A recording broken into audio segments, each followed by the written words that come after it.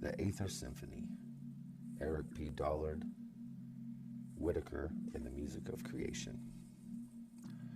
There's a hidden music behind the world, not metaphorically, but literally. A structure of resonance, vibration, and electrosymmetry that thinkers like Sir Edmund Whittaker and mystics of modern engineering like Eric P. Dollard have believed was the foundation of everything. Electricity, music, consciousness, even what ancient people called God. Today, we're diving into how the ether, electromagnetism, geometry, music, and the engineering insights of Eric P. Dollard are not separate subjects, but movements in the same cosmic symphony. The ether, the original medium of God.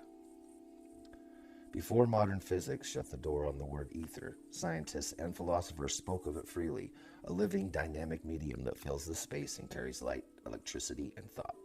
Sir Edmund Whittaker, one of the first mathematical physicists of the early 1900s, described the ether as a real energetic substrate, capable of supporting waves, resonance, and electrical strain. To Whittaker, the ether wasn't empty. It was the loom on which the universe weaves itself. Something incredibly close to the theology of the presence of God. Omnipresent, invisible, energetic, the source of all form, and the medium which everything interacts. Part 2. Eric P. Dollard, the last Aether engineer. Eric P. Dollard is often called the living Tesla, not because he imitates Tesla, but because he understands electricity the same as Tesla did.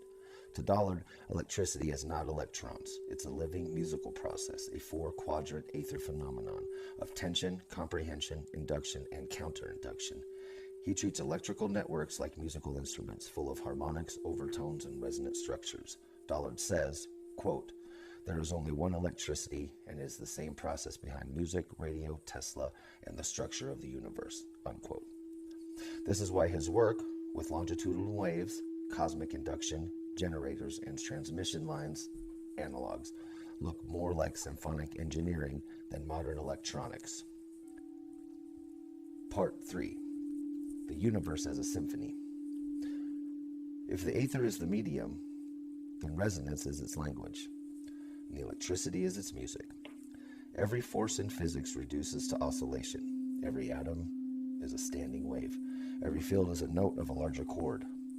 This is what links Whittaker's aesthetic potentials, Dollard's transmission line music, Tesla's non-Hertzian waves, sacred geometry, and the structure of sound.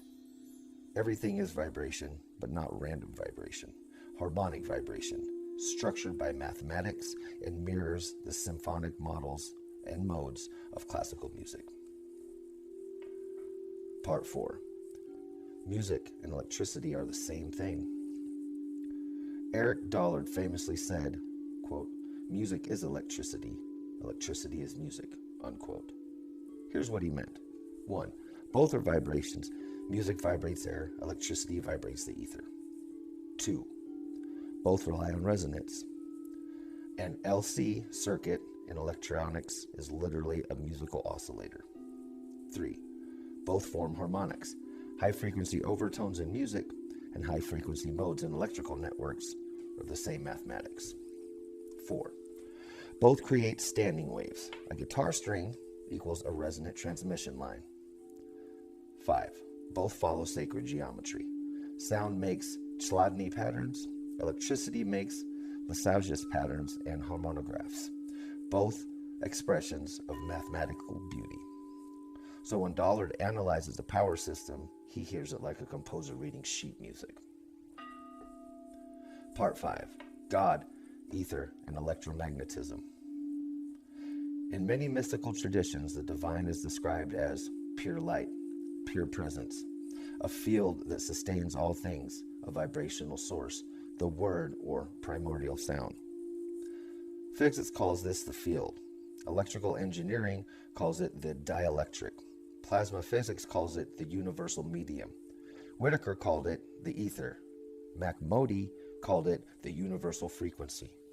Different words, same reality. Eric Dollard even suggested that the structure of electricity reveals a fourfold nature of the divine: electric field, magnetic field, induction, and counter-induction. These act like four voices in the Bach fugue, creating the universe through a polyphony of resonance. Part 6. Symphonic resonance in the flower of life.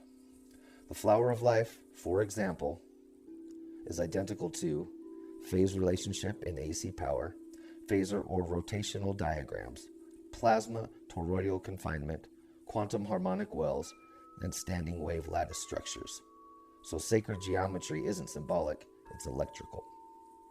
The universe draws the flower of life because energy minimizes strain in the ether through the harmonic packing. This geometry is the same structure behind musical intervals, transmission line reflections, Tesla coils, orbital shells, and polyphonic composition. Everything vibrates into geometric harmony, which is why Dollard often said, quote, electricity is not electrons, it is a living geometry, unquote. Part 7. The final unification. When we combine all of this, the ether, the living medium, electromagnetism, structured vibration, sacred geometry, harmonic ordering, music, the emotional expression of resonance, Eric Dollard's work, the engineer of living waveforms, Whittaker's mathematics, the deep structure behind fields, the divine, the presence that animates all forms, we discover that they are not different at all. They are the same phenomenon expressed through different languages, science, engineering, art, mysticism, music, mathematics. The universe is not a machine, it is a symphony, not chaos, but composition. Not empty space, but etheric music resonating with meaning and structure. And as Dollard would say, if you want to understand God, understand electricity. If you want to understand electricity, listen to music.